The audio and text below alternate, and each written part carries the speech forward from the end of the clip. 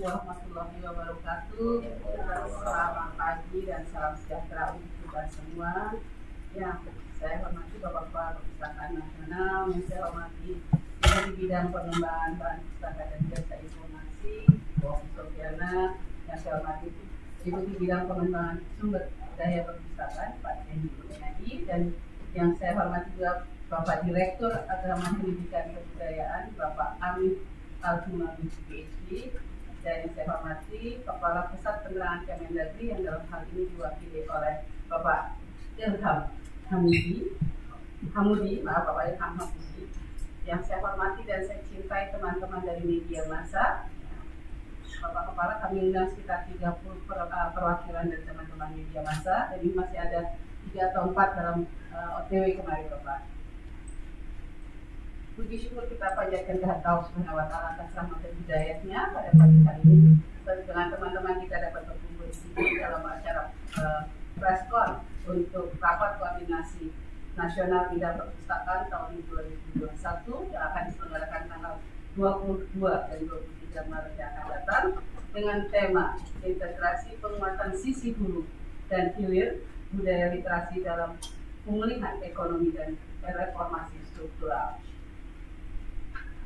Di dalam kegiatan ini nanti akan dibahas dan dikupas tentu saja terkait dengan integrasi usaha-usaha dan dari sisi hulu dan sisi hilir yang melibatkan berbagai pemangku kepentingan dan sumber daya guna memperkuat budaya literasi, dan tentu saja tidak lupa juga adanya komitmen yang dari masing-masing pemangku kepentingan. Kami informasikan di awal bahwa narasumber kami ada sekitar 7 menteri. Keynote-nya adalah Bapak Menteri Dalam Negeri. Ya, nanti ada opening speech oleh Bapak Kepala Perpustakaan Nasional. Kami juga mengundang Pak Menteri Pendidikan, Bu Menteri Sosial, Menteri Desa Pembangunan Daerah Tertinggal dan Transmigrasi, dan juga Menteri PPN dan Kepala Bappenas, Menteri Kementerian Keuangan, Pak Menteri PAN-RB, dan juga Ketua Komisi 10 DPR RI sebagai Mitra Perpustakaan Nasional, dan juga Gubernur Jawa Tengah dan Bupati Magetan yang sudah melaksanakan kegiatan transformasi perpustakaan berbasis inklusi sosial. Dan ini nanti akan ada para sesi kebijakan dan juga ada 2 sesi berikutnya terkait dengan implementasi di lapangan. Jumlah narasumber sekitar 23 narasumber, 20 narasumber sudah menyatakan kesediaannya, 3 narasumber menunggu konfirmasi. Dan ini masih terus kita sementara ini masih beranggap 3 konfirmasi, menunggu konfirmasi dan kesediaan Bapak Bu Menteri, ya, Pak Menteri Keuangan, Menteri RB, dan satu lagi Gubernur Jawa Tengah. Tidak ada disposisi kepala, jadi asumsinya bahwa beliau akan hadir di dalam pertemuan yang akan kita laksanakan. Dan peserta kita harapkan ada 10.000 dengan menggunakan mekanisme Zoom webinar, ya, kemudian 5.000 harapannya bisa mengakses melalui channel YouTube. Sampai saat ini yang terdaftar konfirmasi pendaftaran peserta sudah 7.573 peserta yang hadir. Harapan kami 2 hari ke depan ini bisa tercapai 10.000. Dan mudah juga nanti akan bisa lebih. Nah, untuk memperjelas lagi ya konsep-konsep apa yang kebijakan apa yang terkait dengan perpustakaan nasional, di sini hadir ada dari Kementerian Bappenas dan juga dari Kemendagri, dan tentu saja Bapak Kepala Perpustakaan Nasional yang akan menjelaskan terkait dengan topik-topik rapat koordinasi ini. Monggo silakan Bapak Kepala Perpustakaan Nasional, Pak Syarif Muhammad Syarif Bali.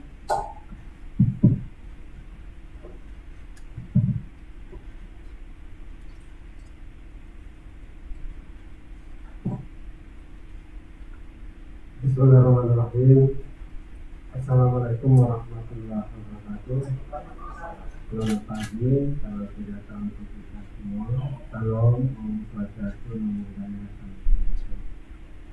yang sama-sama kita hormati dan kita banggakan Pak Direktur Agama Pendidikan dan Kebudayaan Kementerian Bappenas, Bapak Dr. Amin Al-Humawi MA MD ini, dan kami hormati juga Bapak Muhammad Ilham Hamudi, Asisten Kemendagri, dan kami semua dari Pusaka Nasional ada itu bersama Ketua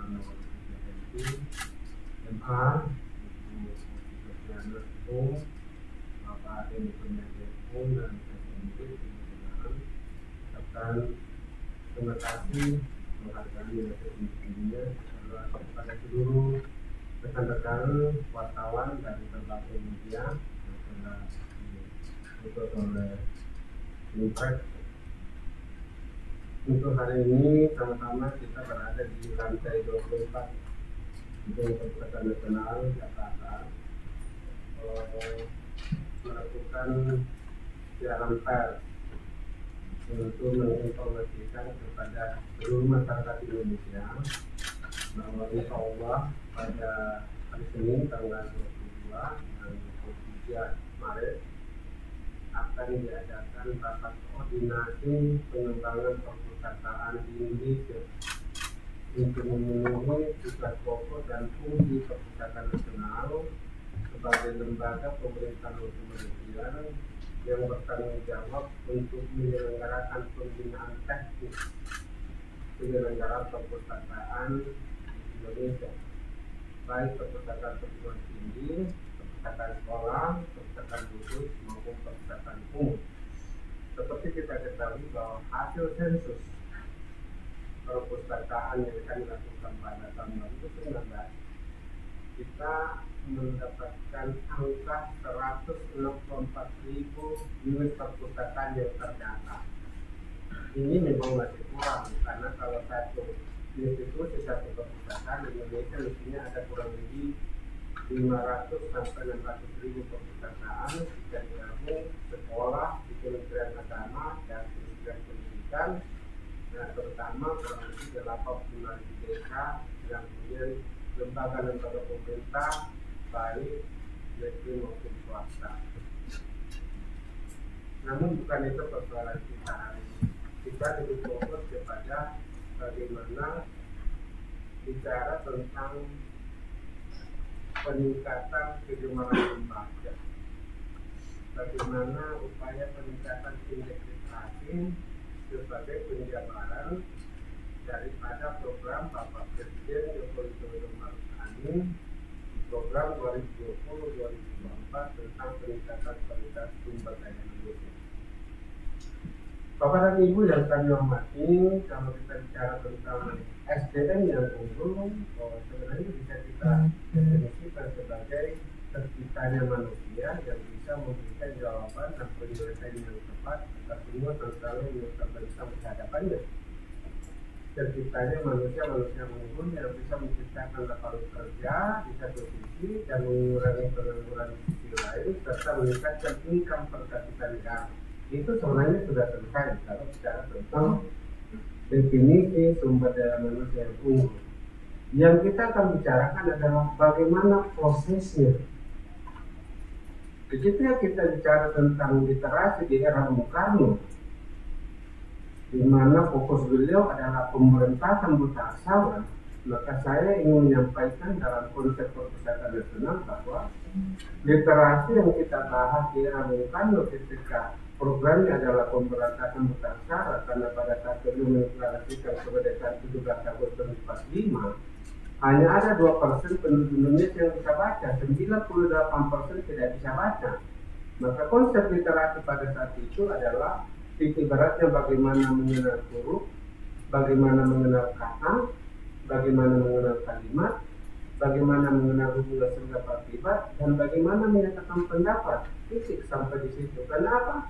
Anggaran pendidikan saat itu sangat minim. Pertanyaan besarnya, apakah masih itu yang akan dikerjakan di era Bapak Presiden Joko Widodo Maruf Amin? Rasanya tidak. Di era Bapak Presiden Joko Widodo Maruf Amin, di mana disampaikan bahwa jumlah penduduk yang bisa aksara tinggal 4%, 96% tidak bisa baca. Dan yang paling fundamental adalah anggaran pendidikan 20% atau secara kurang lebih 400 triliun. Karena itu kita tidak lagi akan mundur sekitar 70 tahun ke belakang kalau masih kita bicara tentang pemberantasan buta aksara. Lalu apa literasi yang digagas di era Bapak Presiden Joko Widodo Ma'ruf Amin. Saya ingin mengutip arahan beliau pada pidato pengarahannya di Rakornas BPPT Ristek beberapa hari yang lalu, bahwa ada ekstraordinari yang harus menjadi tugas dari BPPT Ristek, yaitu bagaimana memburu inovasi teknologi yang baru dan dibolehkan untuk membeli teknologi dari luar. Tapi jelas arahan Bapak Presiden pada akhirnya harus ada transfer knowledge kepada generasi Indonesia yang diarahkan pada kemampuan menciptakan teknologi tingkat tinggi. Dengan demikian, kami dari Perpustakaan Nasional merumuskan 4 tingkatan literasi di era saat ini. Yang pertama adalah kemampuan akses stabilitas. Bagaimana setiap orang bisa mendapatkan informasi yang lengkap, yang terpercaya, yang cukup untuk bisa mengatasi problematika sosial, ekonomi, dan kesehatannya, terutama di era pandemi.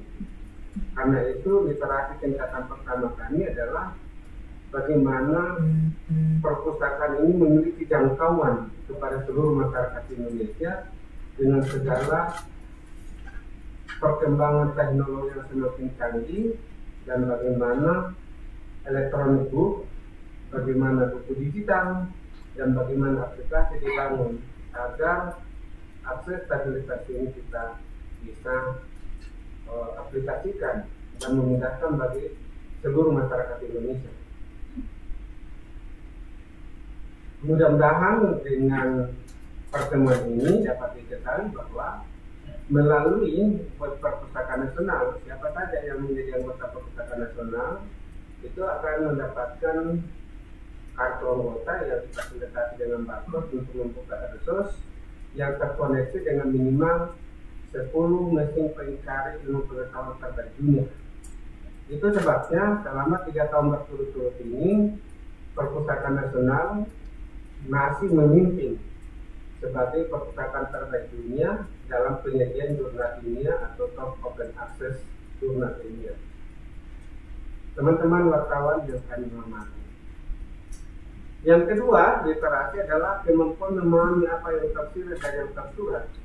Disinilah kami memastikan bahwa rasanya mustahil kita mengklaim sebagai literate tanpa membaca. Dan karena itu ini akan merubah secara fundamental paradigma sistem pendidikan kita dari berbagai jenjang. Dan ini sudah disampaikan Bapak Menteri Pendidikan kita, Pak Nadiem Makarim. Yang ketiga, literasi adalah kemampuan memunculkan ide baru, inovasi baru, teori baru. Ini juga disampaikan Bapak Presiden pada arahan di BPPT kemarin. Inovasi dan kreativitas baru untuk memperbaharui seluruh perangkat teknologi yang sudah ketinggalan zaman. Tetapi sampai di sini itu semua masih kerja keras, belum ada apa-apa yang diperoleh oleh negara. Maka literasi yang keempat yang kita harapkan bersama, dan ini menjadi tantangan terberat bagi reformasi sistem pendidikan kita di perguruan tinggi di Indonesia. Karena kita ditantang pada tingkatan keempat adalah kemampuan menciptakan barang dan jasa yang bermutu yang bisa dipakai dalam kompetisi global. Karena itu, Bapak dan Ibu sekalian, kami mencoba untuk menawarkan diskusi rutin, sharing knowledge, dan saling meyakinkan di 2021 untuk memastikan pandangan kita terhadap opini-opini sumber yang terus berkembang bertahun-tahun, yaitu bagaimana orang bicara tentang literasi, bagaimana bicara tentang rendahnya kegemaran membaca sepanjang berpuluh-puluh tahun, di mana menurut saya itu lebih banyak menghakimi di sisi hilir. Tapi di sisi hulu, rasanya kita semua itu ramai-ramai bahkan berpartisipasi. Apa sisi hilir? Sisi hilir itu adalah bagian yang terkait dengan penghakiman terhadap kata-kata. Masyarakat Indonesia itu rendah budaya bacanya. Dari teori yang kita bahas tadi, secara hukum atau secara rasionalitas, apabila orang tidak baca, rendah bacanya, mustahil indeks literasinya tinggi, karena literasi adalah kedalaman pengetahuan seseorang terhadap satu subjek pengetahuan.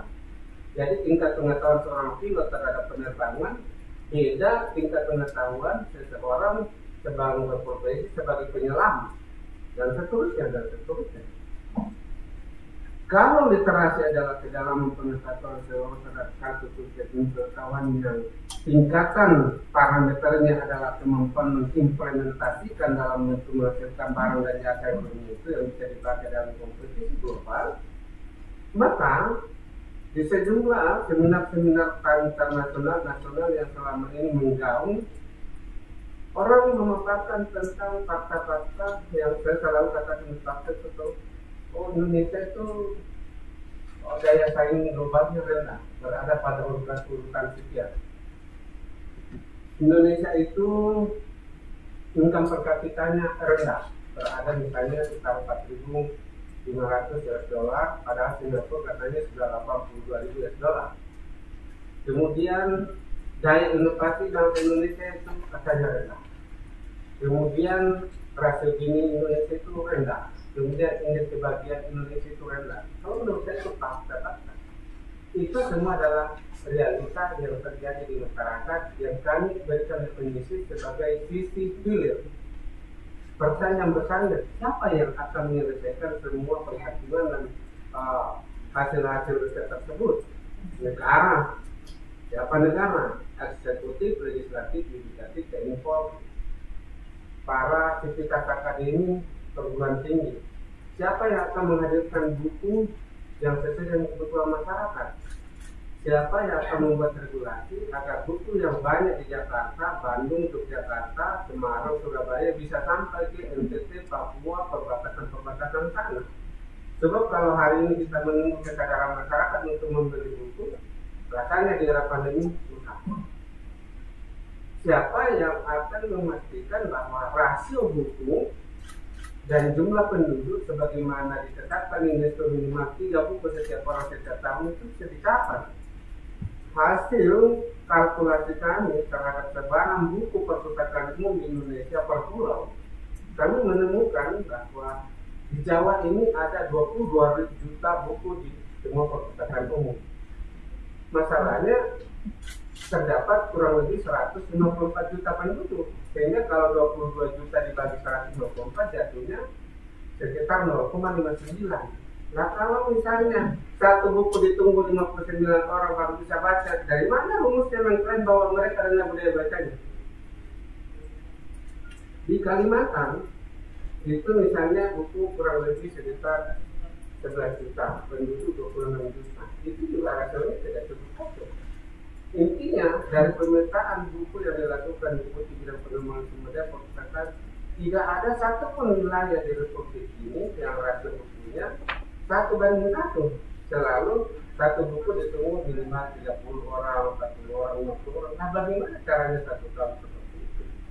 Dan bagaimana pula caranya memastikan terwujudnya program Bapak Presiden dalam hal peningkatan kualitas SDM tanpa kehadiran bahan bacaan yang memadai? Kami sudah mencoba dan ingin menyampaikan terima kasih kepada Bappenas yang kami ada Pak Hani dan Bappenas yang dalam beberapa tahun terakhir ini menjalankan program prioritas nasional perpustakaan, terutama dalam transformasi layanan berbasis inklusi sosial, di mana perpustakaan nasional semacam out of the box.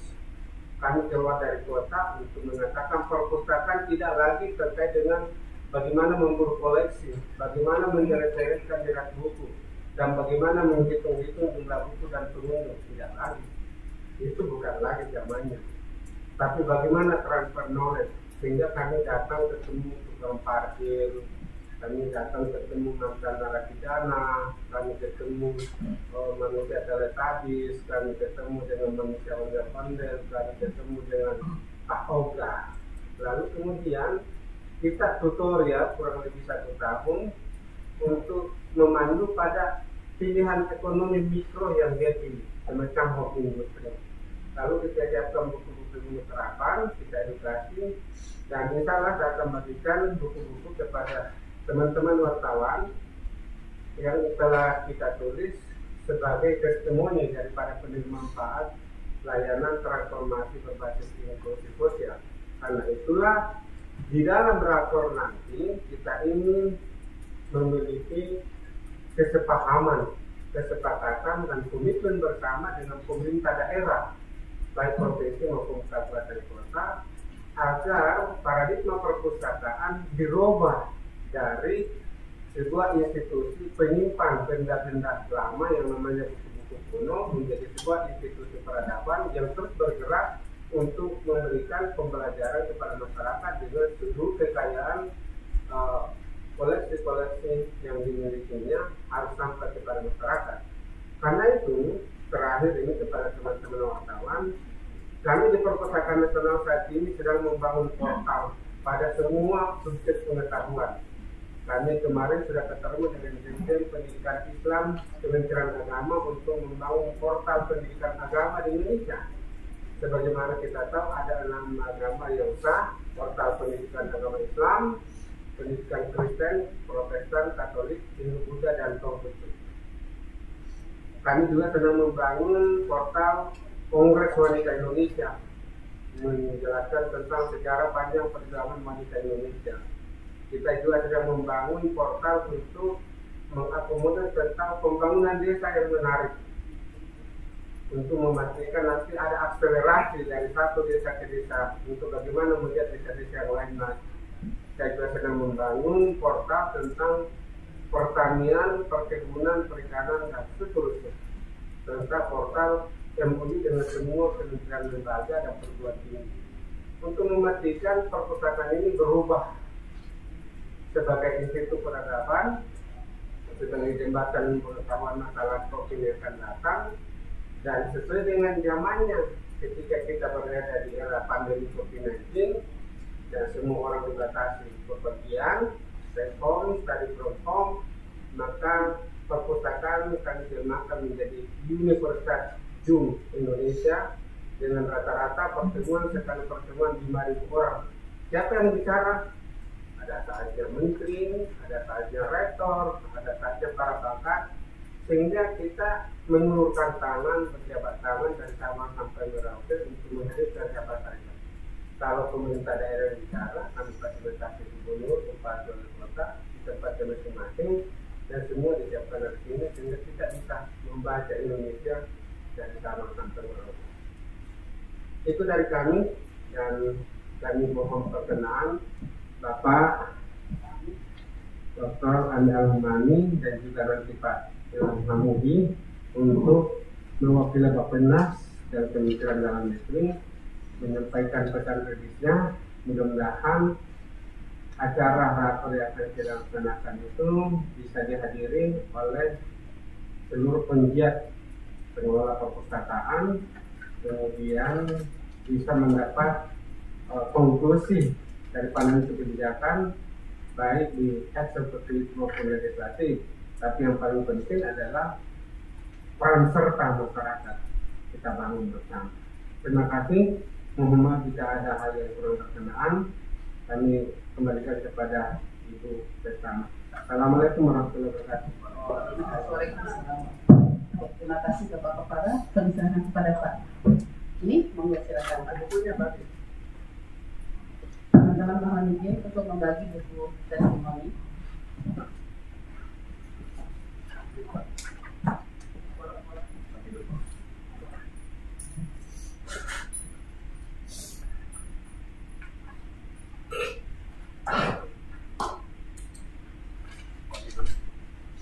Selanjutnya Bapak Maaf. Baik, terima kasih Bu Sistama dan juga Pak Kepala Perpustakaan yang sudah mengawali konferensi pers dengan sangat baik dan penjelasan yang lengkap dan menyeluruh. Kami dari Bappenas, Amit Aku Mami, saat ini menjabat sebagai Direktur Agama, Pendidikan, dan Kebudayaan yang menanggung jawab salah satunya tentang perpustakaan. Dan karena itu kami bermitra dengan Perpustakaan Nasional. Sudah Bapak sekalian, kawan-kawan para media yang hadir pada pagi hari ini, apa yang disampaikan oleh Pak Kepala tadi itu adalah observasi yang sangat mendalam itu tentang bagaimana situasi Indonesia dari sisi kemampuan masyarakat dalam hal literasi. Ya, kalau kita melakukan analisis yang agak lebih mendalam, literasi ini sesungguhnya adalah persinggungan antara pekerjaan pendidikan dan pekerjaan kebudayaan. Jadi literasi adalah juga merefleksikan kemampuan individual ketika terekspos melalui proses pembelajaran di dunia pendidikan, tapi juga sekaligus merefleksikan, menggambarkan bagaimana ketika terjadi interaksi sosial dalam satu komunitas, dan itu adalah bagian dari proses sosial budaya, itu juga bisa mengantarkan individual, kelompok masyarakat itu mencapai kemampuan literasi apakah menengah, apakah tinggi. Dan saya maksud dengan proses interaksi sosial budaya itu antara lain tradisi atau budaya kegemaran membaca. Itu sesungguhnya adalah pekerjaan kebudayaan, itu adalah fenomena kebudayaan, itu adalah gejala kebudayaan, dan hanya bisa ditumbuhkan melalui pembiasaan. Itu bisa sampai pada terbentuknya budaya kegemaran membaca. Dan kita ada satu tantangan yang serius sekarang, terutama ketika kita hidup di dunia digital, di era digital. Ada isu illiteracy atau digital illiteracy, digital atau technological illiteracy. Jadi kebalikan, kita dibombardir oleh berbagai macam informasi melalui media sosial, dan kemampuan kita, kemampuan masyarakat pada umumnya itu berbeda-beda. Kemampuan untuk menyaring, kemampuan untuk memilah mana informasi yang mengandung pengetahuan yang itu bisa baik untuk menjalani kehidupan, dan mana itu informasi yang sesungguhnya adalah berita-berita yang tidak berdasar, yang tidak valid. Dan karena itu selalu dikumandangkan betapa literasi digital itu penting, literasi teknologi itu penting. Di pihak yang lain, gejala munculnya kehidupan media sosial itu kan memunculkan apa yang disebut sebagai pendangkalan pengetahuan. Jadi kita sudahlah belum kokoh upaya kita untuk membangun, memperkuat budaya kegemaran membaca, yang itu adalah syarat bagi pengembangan pengetahuan, pendalaman pengetahuan. Tapi kemudian kita diserbu oleh kehidupan media sosial yang di situ segala macam tabir ilmu informasi yang entah benar atau tidak benar, dan diserap begitu saja oleh masyarakat kita. Dan yang tumbuh adalah sifat-sifat instan saja, dan itu yang kita sebut sebagai pendangkalan. Jadi kita ingin mengembalikan, membangun tradisi yang kuat. Di satu sisi bagaimana cara kita untuk menumbuhkan budaya atau kegemaran membaca, yang itu basis bagi atau landasan bagi membangun ilmu pengetahuan, mengembangkan ilmu pengetahuan. Tapi di sisi lain juga kita bagaimana menahan gejala pendangkalan. Orang tidak mau belajar mendalami ilmu pengetahuan, hanya sekedar mendapatkan atau mengambil cuplikan-cuplikan, fact-fact atau caption-caption gitu, yang itu disirkulasi secara sangat luas, dan dengan hitungan detik itu sampai ke tangan kita. Nah, itu tantangan terpenting ketika kita berupaya untuk membangun literasi, memperkuat literasi. Nah, kami di Bappenas itu sejak 5 tahun yang lalu berusaha untuk bagaimana menarik kembali isu literasi itu sebagai bagian tadi dari irisan antara pekerjaan pendidikan dan pekerjaan kebudayaan menjadi sentral atau elemen kunci dalam upaya untuk membangun sumber daya manusia yang berkualitas tadi. Jadi sudah ditempatkan di salah satu prioritas pembangunan nasional yang di dalamnya itu ada program prioritas yang kita sebut meningkatkan budaya literasi, kreativitas, dan inovasi. Jadi kita sandingkan antara isu literasi dengan literasi yang semakin kuat, maka kreativitas muncul, dan dengan kreativitas muncul, maka kemudian terpicu lahirnya inovasi. Jadi rangkaian itulah yang menyatu antara literasi, kreativitas, dan kemudian inovasi. Nah, Bapak dan sekalian, kawan-kawan media, ini tidak cukup hanya dalam bentuk rumusan program, rumusan kebijakan. Dia hanya bisa beroperasi dengan baik kalau diimplementasikan, kalau dilaksanakan. Nah, salah satu jangkar dan institusi yang bisa mengimplementasikan program ini adalah perpustakaan yang dikomandani melalui Perpustakaan Nasional yang dipimpin oleh Pak Said Bandul. Jadi betapa sentral peran perpustakaan karena dia adalah motor penggerak bahkan sampai ke paling bawah sekalipun kita bersentuhan dengan antara pegiat literasi ini di tingkat komunitas, di tingkat perkumpulan, dan juga perpustakaan daerah atau perpustakaan komunitas.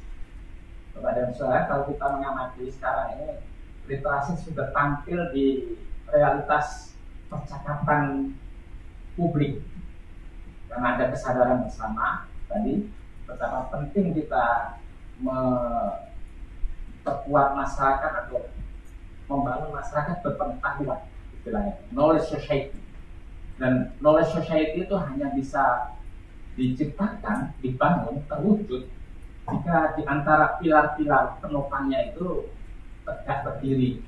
Salah satunya adalah perpustakaan.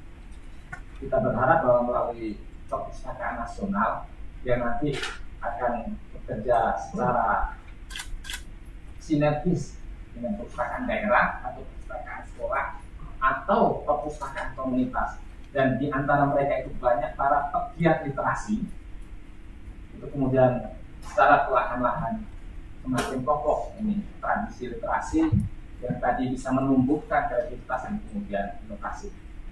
Tadi Pak Kepala menyinggung bahwa kita ini sesungguhnya tidak kurang juga, sudah sangat fokus dengan tradisi literasi kita ini.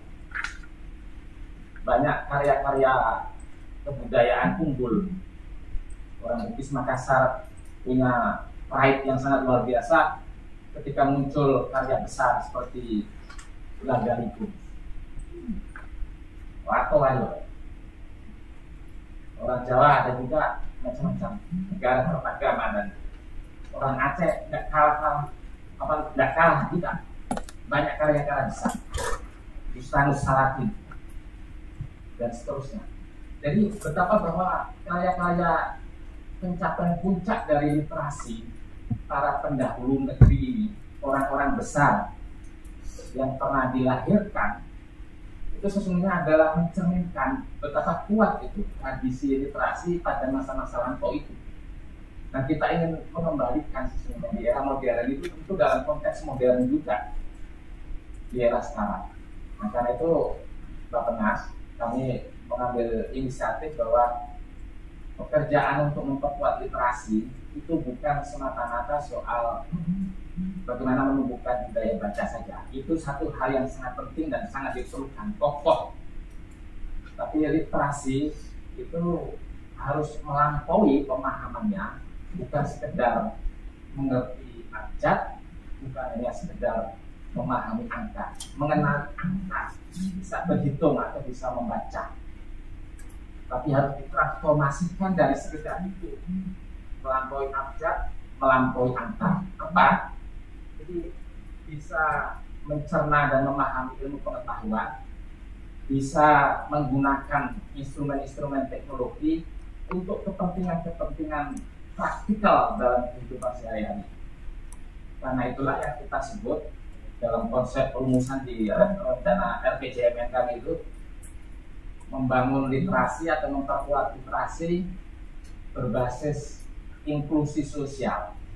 Inklusi sosial tadi itu melibatkan juga para pegiat dan penggerak literasi dan diarahkan untuk supaya segenap potensi, segenap sumber daya yang antara lain berpusat di perpustakaan-perpustakaan, apakah perpustakaan daerah, perpustakaan sekolah atau perpustakaan komunitas, itu dijadikan sebagai semacam pusat pembelajaran bersama.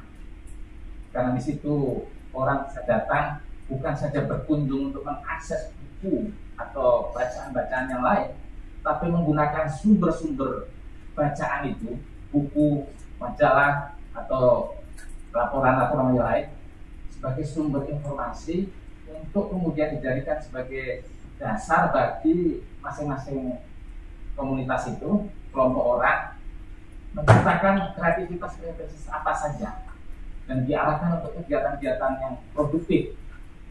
Karena itulah maka literasi berbasis komunitas dan inklusi sosial itu adalah diarahkan untuk supaya kegiatan literasi yang berpusat di perpustakaan diarahkan untuk mendorong produktivitas. Kita sudah punya pengalaman panjang juga dan Perpustakaan Nasional bisa menceritakan dokumentasi ini, tetap dokumentasi dengan sangat rapi. Betapa perpustakaan di daerah itu dijadikan sebagai tadi pusat pembelajaran. Orang bisa belajar menjahit, orang bisa belajar bercocok tanam, orang bisa belajar perikanan, budidaya ikan dan seterusnya. Dan itu semuanya adalah kegiatan-kegiatan produktif. Dan itulah sumbangan terpenting di antara banyak sumbangan ketika kita membangun perpustakaan, bahkan sampai di tingkat daerah dan tingkat kota. Nah, kepentingan kami di Bappenas adalah memastikan seluruh sumber daya yang kita punya.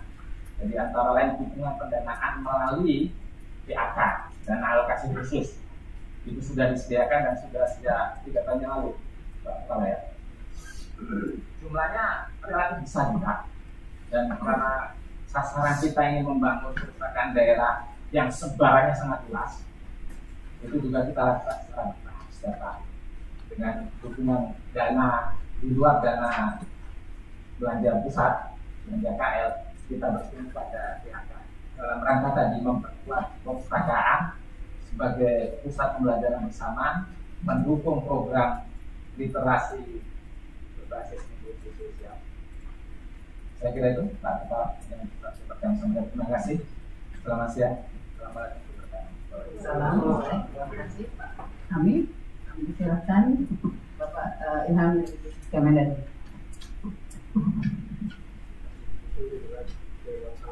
Terima kasih Bu Sestama, yang saya hormati Pak Sarif Bando, Pak Amin, dan Bapak Ibu sekalian, serta kawan-kawan wartawan yang sudah hadir.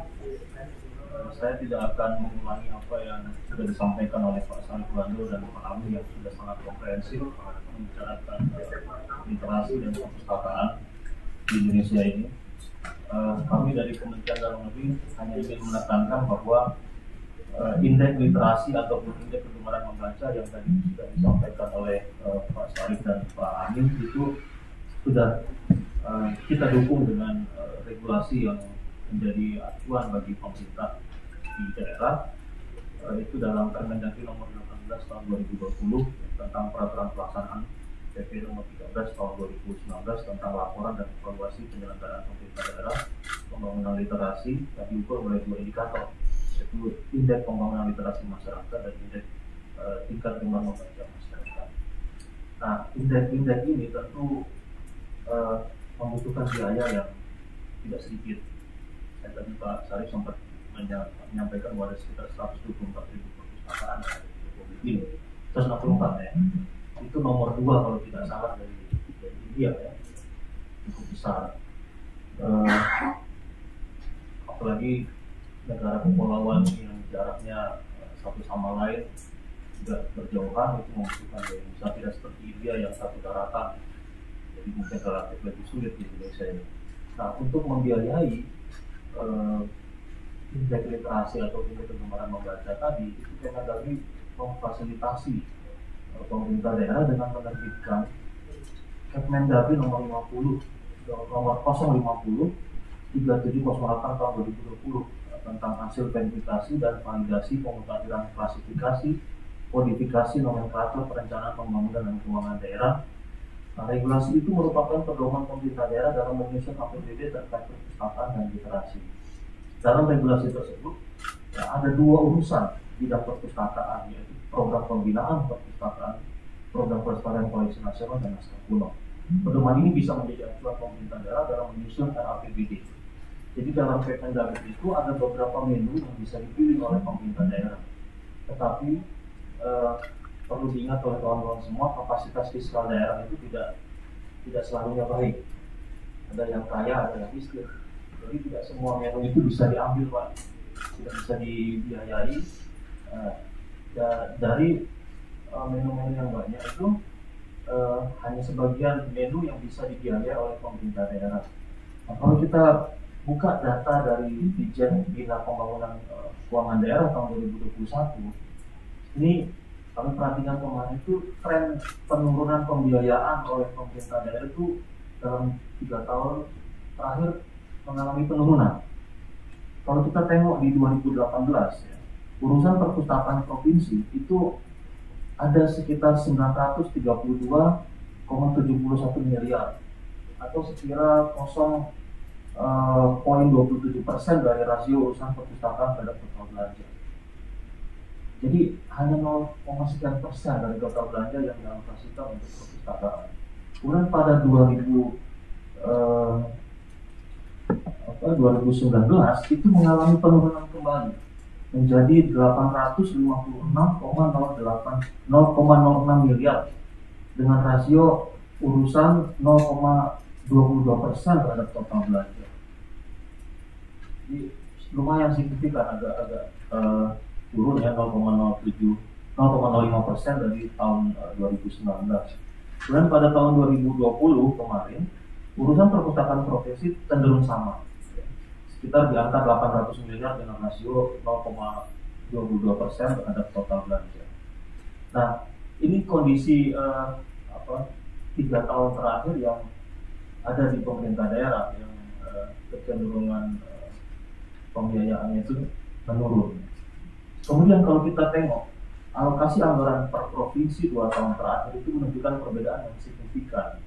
Misalnya alokasi anggaran tertinggi ditempati oleh DKI Jakarta dengan alokasi pada 2019 itu sekitar 203 miliar. Kemudian disusul oleh Jawa Timur 61 miliar dan Jawa Barat 40 miliar. Sementara beberapa provinsi seperti Aceh, Jawa Tengah, Maluku Utara hanya sekitar 0,0 sekian persen, 0,0 sekian miliar. Begitu juga dengan alokasi anggaran pada 2020. DKI Jakarta masih menempati urutan pertama, kemudian disusul Jawa Barat dan DIY. Yang tertinggi disanakan Jawa Tengah, NTT, Maluku Utara, dan Papua mengalokasikan anggaran paling rendah untuk perpustakaan. Nah, ini menjadi agak kami membacanya agak aneh juga. Kalau kita lihat hasil riset dari Perpustakaan Nasional yang dirilis 2020 itu, anggaran alokasi anggaran setiap provinsi itu berbanding terbalik dengan indeks literasi maupun indeks kegemaran membaca. Kalau kita lihat di 2000 indeks kegemaran membaca paling tinggi itu ditempati oleh daerah istimewa Yogyakarta dengan skor 65,73, kemudian disusul Jawa Timur dan Kalimantan Timur. Sementara DKI yang tadi kita sebut mengalokasikan anggaran 200 miliar lebih itu kalah dengan Jogja yang indeks literasinya lebih tinggi juga. Jadi ternyata di sini kita membaca bahwa penggelontoran uang tidak berbanding lurus dengan indeks sasaran strategis yang dicanangkan oleh Perpustakaan Nasional. Ini menjadi PR juga buat Kemendagri dan Pemda, kenapa bisa berbanding seperti ini. Kemudian sementara DKI Jakarta hanya berada pada angka 60,84. Begitu juga dengan pembangunan literasi masyarakat 2020 yang ditempati oleh Kalimantan Selatan, Bangka Belitung, dan Gorontalo. Indeks pembangunan literasi masyarakat rata-rata nasional pada indeks 12,93 dan indeks pembangunan membaca rata-rata nasional pada 55,74. Nah ini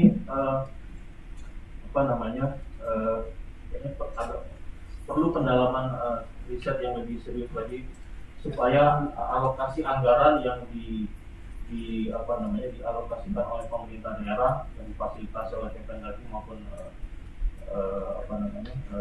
bersama teknologi yang lainnya itu bisa tepat sasaran. Saya agak bertanya-tanya kenapa juga indeks literasi yang tinggi itu tidak berbanding lurus dengan indeks kegemaran membaca. Nah ini yang jadi PR kita juga, tapi nanti dalam raportnya kita akan bahas lebih detail sehingga kita bisa cari solusi yang lebih konkret lagi bagaimana meningkatkan kegemaran membaca. Dan saya sangat sepakat dengan program perpustakaan yang berbasis inklusi itu. Jadi perpustakaan ini juga coba diterapkan di Kemendagri, Pak.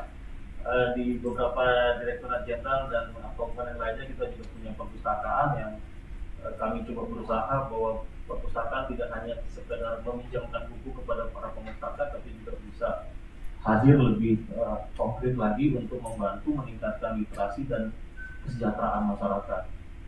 Meskipun di perpustakaan Kemendagri itu perpustakaan khusus, ya, tapi kita juga berusaha untuk memperluas program dan kegiatan. Saya kira itu yang bisa kita sampaikan. Saya tadi dua pembicara di awal sudah sangat komprehensif menyampaikan itu. Jadi poin kami adalah apa yang disampaikan perpustakaan nasional itu kami sangat mendukung dengan regulasi-regulasi yang kita terbitkan untuk kepentingan pemerintah daerah dalam mengalokasikan anggaran. Bagaimanapun juga yang namanya sumber daya, terutama sumber daya uang, itu sangat diperlukan dalam setiap program dan kegiatan. Meskipun memang uang bukan segala-galanya, tetapi tanpa uang agaknya susah segala-galanya. Jadi demikian yang bisa kami sampaikan, nanti bisa kita diskusi lebih lanjut terkait hal itu. Terima kasih, saya kembalikan kepada Ibu Sestawan. Terima kasih Bapak. Baik, teman-teman tadi sudah mendengarkan apa yang disampaikan oleh Bapak Kepala Perpustakaan Nasional dari Pak Ami dan juga dari Pak Ilham. Kita buka sesi tanya jawab. Silakan sebutkan nama dan dari mana. Ditujukan ke siapa? Nomor ada?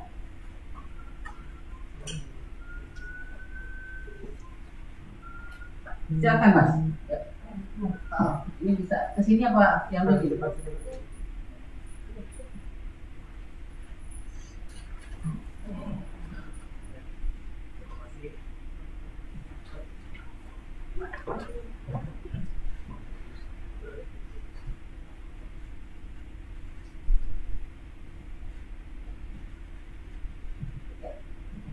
Ya, terima kasih, selamat pagi untuk kita semua. Saya Boni Berimi dari Akurat.co mau bertanya kepada Bapak Kepala. Kalau kita dengar dari tahun lalu itu bahwa Menteri Dalam Negeri mungkin agak sedikit keras pernyataannya saat itu untuk mewajibkan kepada para kepala daerah untuk bisa mengalokasikan dana yang lebih baik dan lebih kuat kepada perpustakaan daerah. Ini kira-kira sampai sekarang dalam jangka waktu 1 tahun ini update-nya bagaimana? Itu mungkin pertanyaan pertama. Dan yang kedua, seperti yang dijelaskan oleh Bapak dari Kemendagri tadi, bahwa Jogja mengalahkan Jakarta dalam indeks literasi membaca, padahal Jakarta punya budget yang lebih besar. Ini kenapa? Alasannya kenapa? Ada apa dengan Jakarta yang dari populasi jumlah penduduk jauh lebih besar dan fasilitas sebenarnya sangat lebih mudah, apalagi perpustakaan nasional di sini semuanya sangat lengkap dan perpustakaan di negeri lain pun juga sangat banyak. Tapi kenapa indeks literasinya tidak seperti di Jogja yang sebenarnya secara alokasi anggaran dia lebih rendah? Untuk itu saja Pak, terima kasih banyak. Baik, kita lanjut ke Bapak yang silakan. Kata Ampurlah kalau dulu. Oh, masih ada lagi? Sambung dulu. Ada lagi, mau silakan. Ya, anda dibuat pertanyaannya kami jawab dulu ya. Ya, saya kira pertama-tama kita betul-betul semuanya menyampaikan terima kasih penghargaan yang setinggi-tingginya kepada Bapak Mendagri kita Profesor Dr. Putu Kanapian, karena perhatian dan kegiatan beliaulah pemerintah akhirnya seluruh daerah secara de facto menuangkan anggaran di dalam APBD karena tekstual di dalam pedoman penyusunan APBD yang disebutkan tadi oleh Bapak Muhammad Ilham. Ini terima kasih sekali, dan karena itulah sesuai dengan hasil diskusi dan masukan semua teman-teman dari provinsi, kabupaten, kota, meminta mudah-mudahan Bapak Mendagri berkenan membuka rakor ini pada hasil ini, salah masih progres. Itu pertama. Jadi terjadi peningkatan signifikan penyelenggaraan pengelolaan perpustakaan di seluruh kabupaten kota di Indonesia setelah Permendagri ditetapkan, di mana di dalamnya jelas harus mengakomodir kegiatan yang terkait dengan peningkatan kemampuan membaca dan peningkatan indeks literasi yang nomor kodifikasi dan rekeningnya tersedia di dalam pedoman penyusunan APBD. Teman-teman wartawan tahu bahwa seluruh dokumen penyusunan APBD itu tidak bisa berjalan sebelum disahkan oleh Mendagri, sehingga mereka mereview sesuai dengan pedoman. Itu pertama. Yang kedua, pertanyaan kenapa indeks literasi Yogyakarta lebih tinggi daripada DKI Jakarta, padahal anggaran yang digelontorkan DKI Jakarta lebih tinggi. Saya masih ingat kami mereview bagaimana Pemda DKI Jakarta di dalam BOS itu untuk perpustakaan itu masih dalam rekening pemeliharaan. Boleh saja anggarannya besar, tapi mungkin tidak terlalu tepat pada sasaran yang fokus untuk mendongkrak indeks kegemaran baca dan indeks literasi. Mungkin kegiatannya lebih banyak pada hal-hal lain seperti nomor rekening pemeliharaan.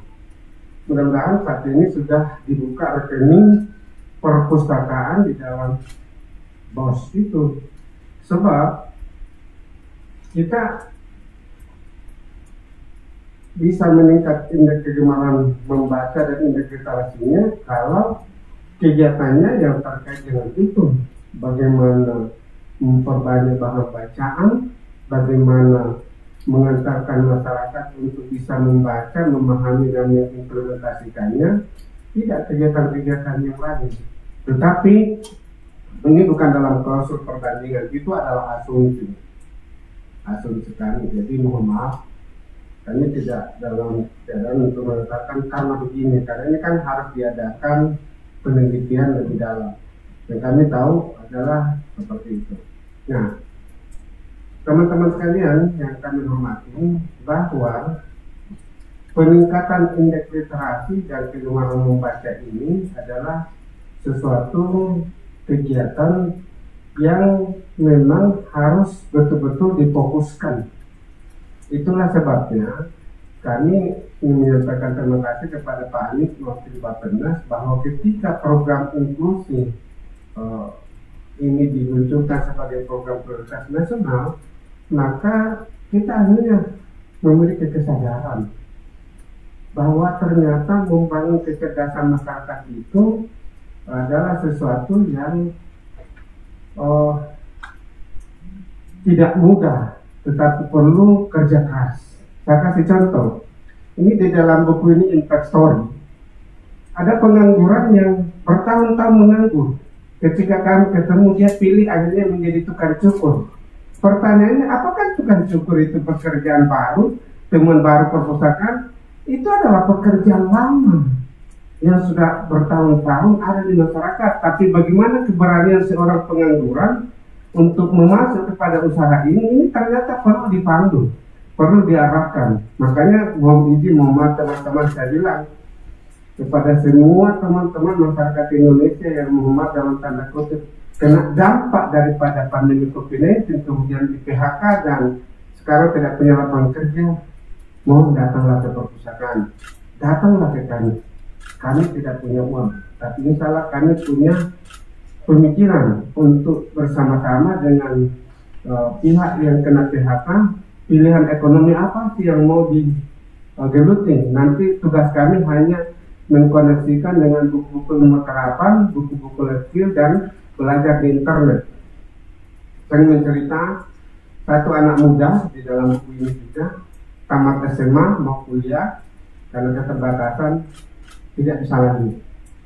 Anak itu kemudian kita ajak ke internet di perpustakaan desa, berulang kali diajarin sampai bisa membuka, dan akhirnya tiba-tiba datang pada satu tanaman yang namanya jahe.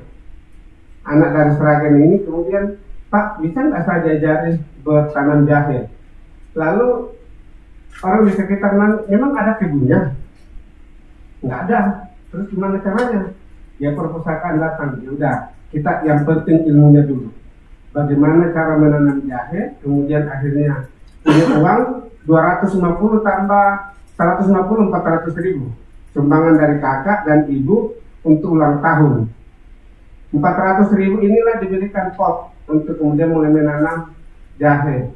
Bahkan 250.000 pertama karena pot-pot yang dibeli tidak dilubang, ini busuk dan gagal. Tapi masih ada 150 dan itu yang berhasil.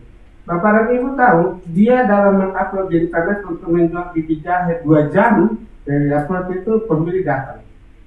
Dan itulah kisah awal seorang anak muda ini. Sekarang sudah kuliah, sudah punya rumah, sudah punya karyawan, dan usaha untuk pengembangan jahe ini sudah berkembang. Ada teman kami di Sampang, Madura, namanya Wahid, 10 tahun jadi tukang parkir. Ketika musim pandemi, kemudian semua serba susah, beliau memilih untuk beternak ayam bangkok. Bapak Ibu tahu sekarang istri pun sudah diajari membuat catering, dan sekarang dengan sukarela tidak lagi mengharap bantuan sosial karena income per kapitanya sudah di atas 20 juta. Ini kan luar biasa. Nah, yang kami pikirkan adalah bagaimana membangun kemandirian. Dan begitu mereka sudah punya usaha, punya stabil, itu pemikiran mereka untuk mengembangkan usahanya jalan sendiri. Dan inilah yang menjadi pesan Bapak Bung Karno, bahwa esensi kemerdekaan kita tidak saja pada bagaimana menaikkan bendera setiap tanggal 17, tapi bagaimana memerdekakan orang, yang setiap orang bisa berdiri di atas sendirinya dengan potensi sumber daya alam yang sangat berlimpah. Kira-kira itu dari kami, dan mungkin ada tambahan dari Pak Amit, dan persilakan ya Romo.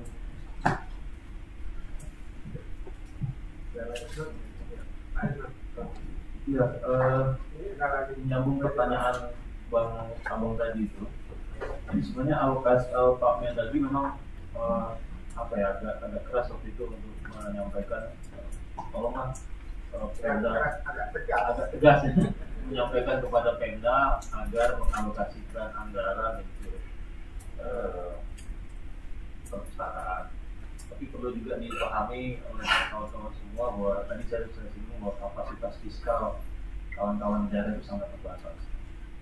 Tidak, Pemda di Indonesia ini kan hanya segelintir yang uangnya banyak, Riau, Kalimantan, Kalimantan Timur, DKI, tapi yang lain-lain itu terbatas. Tetapi saya mau mengapresiasi kawan-kawan yang dengan uang yang terbatas itu punya literasi ataupun punya kemampuan membacanya juga lumayan baik. Jadi pada batas tertentu ternyata uang juga bukan menjadi halangan untuk meningkatkan literasi ataupun kemampuan membaca. Kemudian untuk yang pertanyaan kedua, kenapa DKI tidak setinggi Jogja? Tadi sudah disampaikan oleh Pak Syarif bahwa dari komponen anggaran yang ada di APBD yang kemudian dialokasikan untuk kegiatan tertentu, itu tidak semuanya masuk kepada program yang substansial. Ada kalanya kebanyakan itu untuk biaya pemeliharaan gedung, membayar gaji, dan lain-lain, sehingga program yang substansial itu tidak terbiayai dengan memadai.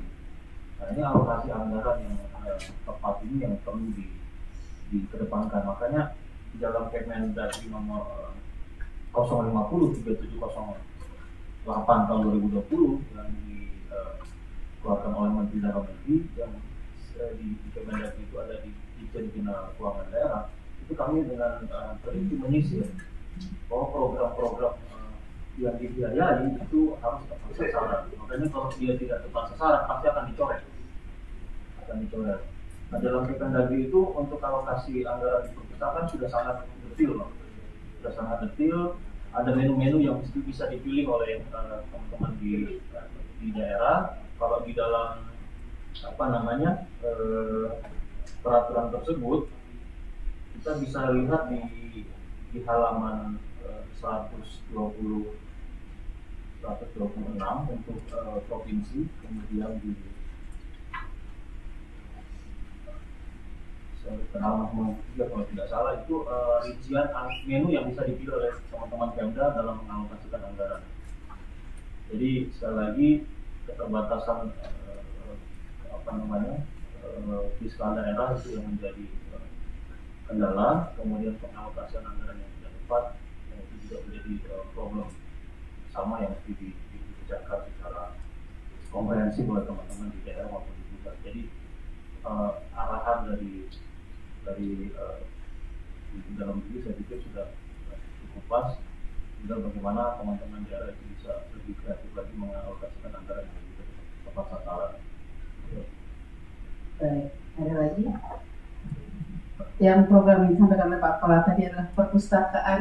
Kita mempunyai program prioritas transformasi layanan perpustakaan berbasis inklusi sosial, di mana perpustakaan bertransformasi bukan saja tempat untuk mencari buku, tapi tempat untuk belajar, berbagi, dan berketerampilan. Berbekal ilmu pengetahuan, kita meningkatkan SDM masyarakat. Dengan berbekal pengetahuan tadi, kita juga bisa meningkatkan kemandirian masyarakat. Bapak dan Ibu ini nanti sebagai media juga bisa nanti pinjam di ruangan di sini berbagi bagaimana caranya menjadi wartawan yang baik. Nanti masyarakat di sini akan bisa nanti bisa mengumpulkan teman-teman pengguna perpustakaan, berbagilah. Dan di sini nanti akan terjadi komunikasi antara Bapak dan Ibu sebagai narasumber dan menguatkan masyarakat yang ingin menjadi atau anak-anak kita atau pemuda-pemuda kita ingin menjadi wartawan. Disitulah interaksi terjadi. Dengan demikian nanti akan bisa menghasilkan sesuatu. Kita tidak memberikan uang, tapi kita memberikan pengetahuan, pembekalan terhadap mereka agar mereka bisa mandiri. Jadi itu penambahan penjelasan dari Kepala Perpustakaan Nasional. Ada lagi kawan-kawan? Silakan. Nah, buku yang Bapak dan Ibu terima ini itu adalah buku yang testimoni teman-teman di daerah yang sudah menjadi target program perpustakaan nasional, menjadi prioritas nasional. Sudah 3 tahun ini menjadi program prioritas nasional. Dan kalaupun ini sudah dilakukan oleh dengan anggaran APBN, teman-teman di provinsi maupun kabupaten kota pun juga sudah mereplikasi dengan anggaran mereka dengan APBD. Dan juga teman-teman masyarakat komunitas pun juga ikut tergerak, ya. Jadi ikut meramaikan kegiatan yang ada di perpustakaan provinsi, kabupaten kota, dan sampai kepada desa. Jadikan desa ini sebagai pusat pengetahuan. Teman-teman susah akses internet, datanglah ke perpustakaan. Mereka sediakan fasilitas internet dan ada visinya, kita bantu di sana. Dan juga ada informasi-informasi digital yang ada di sana secara offline. Lakukan di sana. Pada saat ini banyak, tadi menambahkan sedikit, banyak gedung-gedung perpustakaan yang sudah dibangun pakai dengan dana desa, ya, di perpustakaan desa, dengan DAK, ya, dengan bantuan dari teman-teman Kemendagri dan Kemenkyu dan juga Bappenas. Ada DAK yang sudah beberapa provinsi membangun perpustakaan dan akan menjadi perpustakaan yang menjadi gedung ikonik seperti ini. Bahkan ada juga yang sudah membangun dengan anggaran APBD mereka.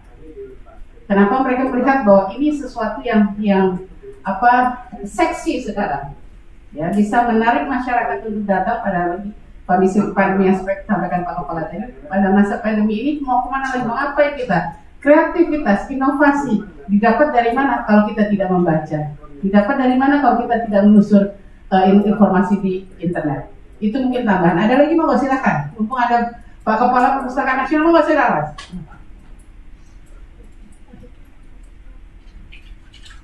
Ya, Hidayat dari Lintas bisnis platform Pertanyaannya untuk target reforma tahun ini dan kalau tahun lalu kan teknik konsultan suatu target dari berapa dan untuk tahun ini ya.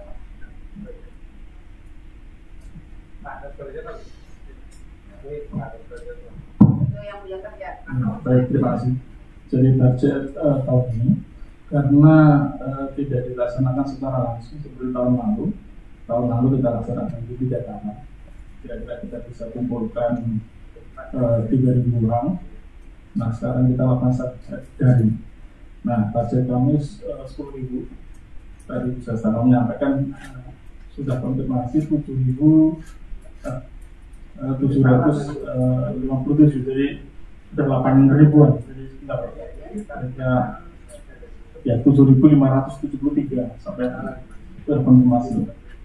Nah, terus mekanismenya selain peserta bisa menyimak sesi-sesi kebijakan dari para menteri yang tadi sampaikan, kemudian juga ada sesi paralel. Nah, sesi paralel lebih teknis, jadi ada diskusi mengenai perpustakaan sekolah, ada perpustakaan khusus, ada perpustakaan umum, ada perpustakaan perguruan tinggi dengan isu-isu terbaru, dan juga pembicara dari kalangan akademisi, kalangan dari perguruan tinggi, dari perpustakaan sekolah, dan juga yang lain-lain, termasuk juga dari Duta Baca Daerah Jawa Barat. Nah, kemudian tidak kalah pentingnya itu juga ada ruang konsultasi.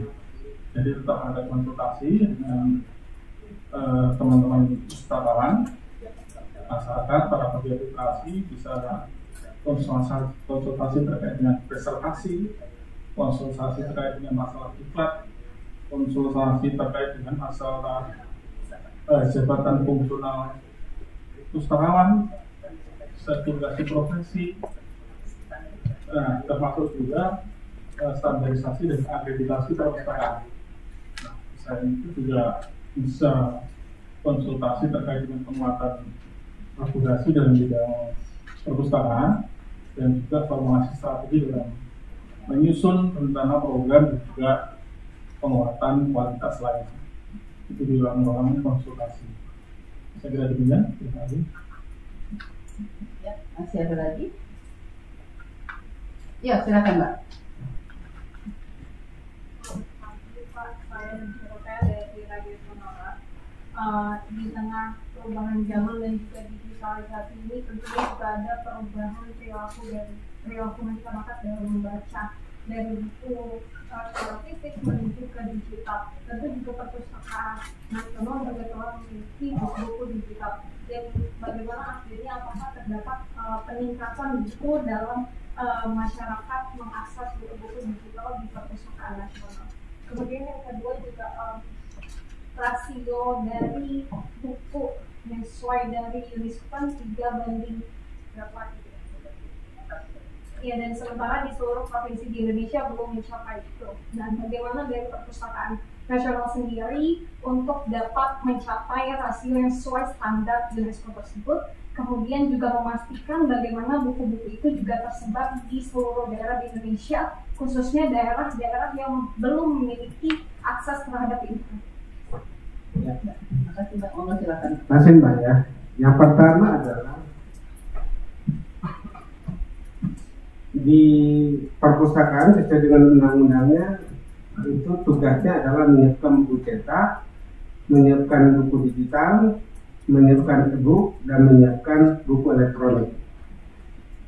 Perubahan pola pemanfaatan sumber-sumber bahan bacaan di perpustakaan oleh masyarakat seiring dengan perkembangan teknologi dan zaman generasi milenial memang memaksa perpustakaan untuk bertransformasi ke arah digital.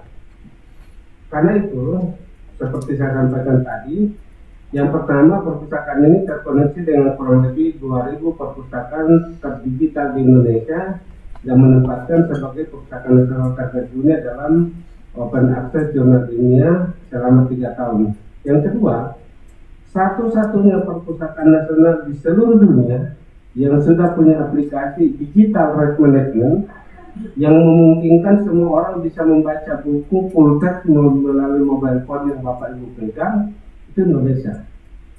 Dengan kesepakatan IKAPI dan para penerbit untuk kita beli copyright-nya, sehingga buku-buku yang kita beli coverage-nya dalam jumlah terbatas. Kalau saya beli 50, berarti secara bersamaan orang bisa membaca 50 buku secara full text. Di sini saling menghidupi. Kalau buku itu daftar antrinya 500, saya pastikan sekitar 450 orang lainnya ingin membeli buku cetaknya atau masuk ke online-nya dia dan bagaimana caranya. Dan ini sangat menguntungkan para penerbit karena perpustakaan menjadi iklan buku-buku terbaru mereka. Dan ternyata hasil riset kami terjadi kenaikan sekitar 30% pembelanjaan buku cetak dalam 2 tahun terakhir. Ini luar biasa. Yang ketiga, kami bukan hanya menyajikan Indonesia One Facts dengan e-poster, tapi juga kami sudah meluncurkan namanya Kastara. Sebagaimana diketahui bahwa Indonesia adalah negara termasuk negara tertua di dunia. Ketika Amerika ditemukan pada abad ke-15 oleh Christopher Columbus, Indonesia punya situs Kutai Kartanegara di abad kedua. Artinya Indonesia sebenarnya lebih tua 1300 tahun daripada Amerika, dan itu diakui sendiri oleh seorang pustakawan senior dari Library of Congress pada saat berkunjung ke perpustakaan ini 3 tahun lalu. Yang ketiga, apa upaya perpustakaan nasional agar rasio yang ditetapkan UNESCO minimal 3 buku setiap orang setiap tahun itu bisa dicapai. Yang pertama adalah kami sudah berkeliling Indonesia menyampaikan kepada seluruh pemerintah daerah, dalam hal ini gubernur, bupati, wali kota, bahwasanya yang namanya buku itu adalah ilmu pengetahuan, bahwasanya ilmu pengetahuan itu adalah apa yang ada di sekitar kita. Jadi kemarin saya baru saja bilang kepada Bapak Gubernur Kalimantan Timur, karena kebetulan beliau yang membuka rapor perpustakaan, bahwa tidak mungkin orang Kalimantan Timur akan menunggu orang dari Yogyakarta untuk menuliskan, datang ke Balikpapan, ke Samarinda, ke Berau untuk menuliskan tentang asal-usul daerah itu, tentang kebudayaan Kalimantan Timur, tentang potensi sumber daya alam Kalimantan Timur, tentang para wisatanya Kalimantan Timur. Harus pemerintah daerah. Dan ini yang sudah dilakukan oleh Pak Bupati Magetan, sehingga Pak Bupati Magetan itu bisa menghasilkan ribuan judul buku per tahun dengan melibatkan wartawan, guru, para profesional, bahkan mahasiswa. Nah, tadi kita mengatakan kekurangan buku. Ini mungkin di perguruan tinggi semester 2 sudah boleh menulis buku-buku ilmu terapan, bagaimana cara beternak lele dumur. Kan itu nggak susah sebenarnya, gampang sekali. Tapi ini yang menjadi gerakan nasional. Makanya pada saatnya mungkin nanti berkenan Bapak Presiden untuk kita melaunching gerakan nasional menulis tentang Indonesia, di mana para bupati wali kota Indonesia masing-masing menuliskan lokal kontennya. Siapa yang mau datang dari Jakarta pergi ke Malinau atau ke Bulungan di Kalimantan Utara untuk menuliskan tentang apa yang mereka miliki? Begitu sebaliknya tentang Jakarta.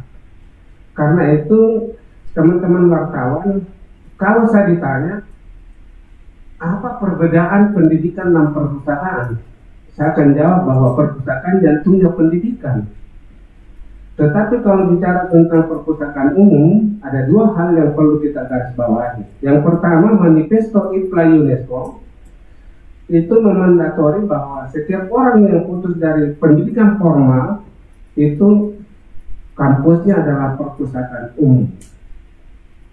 Yang kedua yang saya sampaikan adalah bahwasanya tidak ada guru tentang Papua, tapi mestinya ada jutaan buku tentang Papua, bagaimana kekayaan potensi sumber dayanya. Terus apa yang dipelajari di sekolah di Papua atau di NTT atau di Jakarta? Yang dipelajari adalah hukum-hukum universal. Kalau kita belajar matematika di sekolah, 2 tambah 2 di belahan dunia manapun itu 4. hukum-hukum fisika, titik BQS, titik didih air 100 derajat, dimanapun sama. Tapi kita diwisuda dengan cum laude dengan nilai tertinggi seperti itu tidak bisa dipakai hidup. Akhirnya kita harus bagaimana potensi sumber daya alam yang ada di negeri kita ini kita kuasai. Dan ini yang selalu kami kutip betapa mulia cita-cita dan harapan Bapak Presiden untuk memberikan APBN ini kepada kementerian terutama PT. Silakan beli, silakan buruh teknologi yang canggih, yang terbaru. Tapi harapan Bapak Presiden akhirnya tidak boleh anak-anak Indonesia tidak mampu menciptakan teknologi tingkat tinggi seperti itu dalam waktu 15-20 tahun ke depan. Sehingga harapan beliau betul-betul Indonesia akan menjadi masuk 5 besar dunia dalam waktu yang tidak terlalu lama. Ini saya kira penting sekali kita catat. Terima kasih. Wassalamualaikum warahmatullahi wabarakatuh.